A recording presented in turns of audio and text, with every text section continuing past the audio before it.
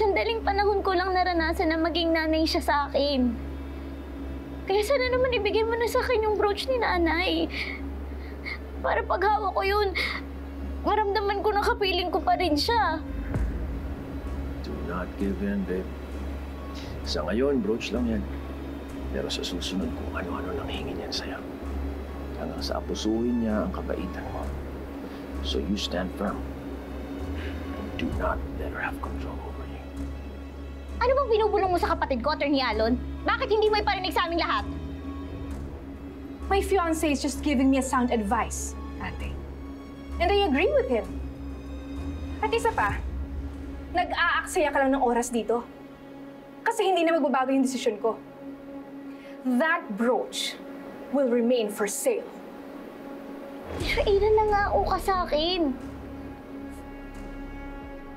Ginagawa mo ba to para makaganti sa akin? Kung galit ka sa akin, huwag mong idama yung kahit sa isang bagay na nagpapaalala kay nanay sa akin.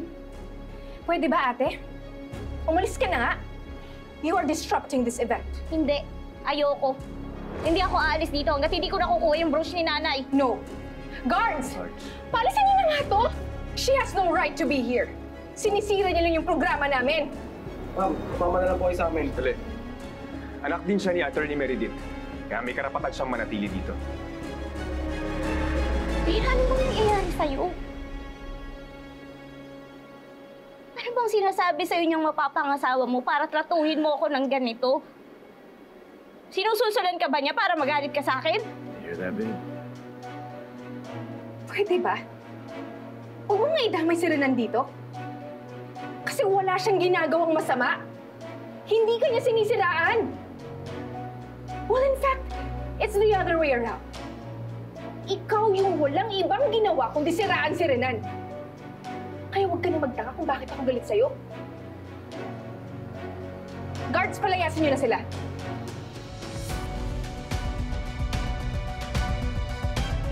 Huwag kami hawakan. Wala kaming ginagawang masama. Walang ginagawang masama. The two of you barge in here, disrupt our program, and sling all kinds of nasty stuff about Era and I, tas wala kayong ginagawang masama. Mabuti pa, sumama na kayo sa mga guards dahil kung hindi, kakasuhan namin kayo ng trespassing and public disturbance. Ora mismo. Atty. Alon naman. Walang permission at knowledge ni Lilith ang auction na to. At may karapatan pa rin siya sa naiwang properties ni Atty. Meredith. Bingi ka ba, ha? Kay Lilith na mismo nang galing, oh. Na wala siyang interes sa lahat ng mga ari-arian ni Mati. Oh. Not unless kung puro ka-plastikan lang lahat ng sinasabi mo, Lilith. Mm-hmm. You know what? Just admit it. Na kaya ka andito. Just to make sure na may makukuha ka sa proceeds ng auction na to. Hindi ako mukhang pera. Kung sinunod mo lang sana yung pangako mo sa akin na ibibigay mo sa akin yung brooch ni nanay, wala kang maririnig sa akin. Bakit mo ba pinagdadamot yun sa akin, ha? Yun na nga lang yung kaisa-isang bagay na magpapaalala kay nanay sa akin, eh. Yun na nga lang yung magpapasaya sa akin, hinaharangan mo pa? So now you know how it feels kapag may kumukontra sa happiness mo. And that's what you've been doing to me at kay Renan. Lagi ka na lang kumukontra na maging masaya ako with the man I love. Pwes ngayon, pwes na tayo. Kaya huwag ka nang magtaka kung bakit ako galit sa'yo. Kaya pwede ba? Umalis ka na?